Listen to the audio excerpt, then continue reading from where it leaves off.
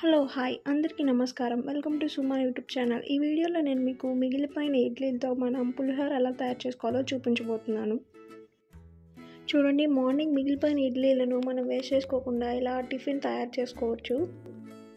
ఎంతో సింపుల్. చూడండి, నేను మీకు చూపిస్తాను. ముందుగా మనం ఇడ్లీని ఇలా చిన్నగా కట్ చేసుకోవాలి. చూడండి, ఇలా ఒక ఇడ్లీని వచ్చేసి 4 నుంచి 5 పీసెస్ లేదా 6 పీసెస్ ఇలా ఫోర్క్ పెట్టి కట్ చేసుకుంటే సరిపోతుంది. తర్వాత మనం ఇందులోకి ఒక ఉల్లిపాయ ఇంకా ఒక పచ్చిమిరపకాయ తీసుకొని క్లీన్ చేసుకొని తర్వాత మనం వాటిని నీట్గా కట్ చేసుకోవాలి. మరి చిన్నగా ఏం అవసరం లేదు, ఇలా చందమామలాగా కట్ చేసుకుంటే సరిపోతుంది. చూడండి, పచ్చిమిరపకాయలేమో చీలికల్లాగా కట్ చేసుకున్నాను. తర్వాత మనం స్టవ్ వెలిగించుకొని ప్యాన్ పెట్టుకొని దాంట్లోకి ఒక 1 నుంచి 1.5 లేదా 2 స్పూన్స్ ఆయిల్ యాడ్ చేసుకొని ఆయిల్ని బాగా హీట్ అయ్యేదాకా వెయిట్ చేసిన తర్వాత మనం అందులోకి తిరుమూతని యాడ్ చేసుకోవాలి.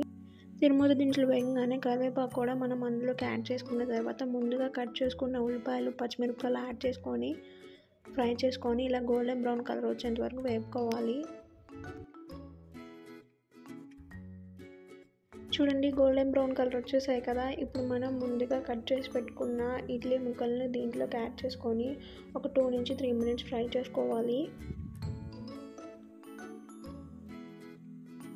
చూడండి, ఇలా పెద్ద ముక్కలు ఉంటే కనుక వాటిని స్పూన్తోనే కట్ చేస్తూ మొత్తం కలిసే విధంగా బాగా కలుపుకోవాలి.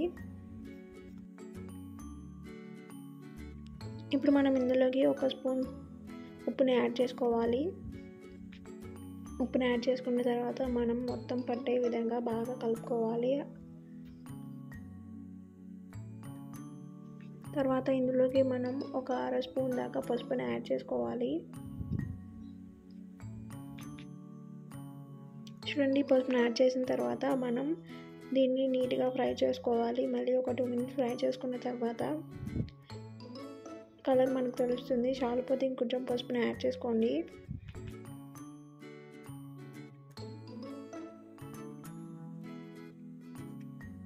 చూడండి, నీట్గా కలర్ కూడా వచ్చేసింది కదా. ఇప్పుడు మనం ఇందులోకి ఒక అరబద్ద నిమ్మకాయని యాడ్ చేసుకోవాలి. ఉప్పు సరిపోకపోతే మనం కొంచెం ఉప్పును కూడా యాడ్ చేసుకోవచ్చు. చూడండి, ఇలా నిమ్మకాయ పిండుకొని సర్వ్ చేసుకుంటే ఎంతో రుచికరమైన ఇడ్లీ పులిహోర రెడీ అయిపోతుంది.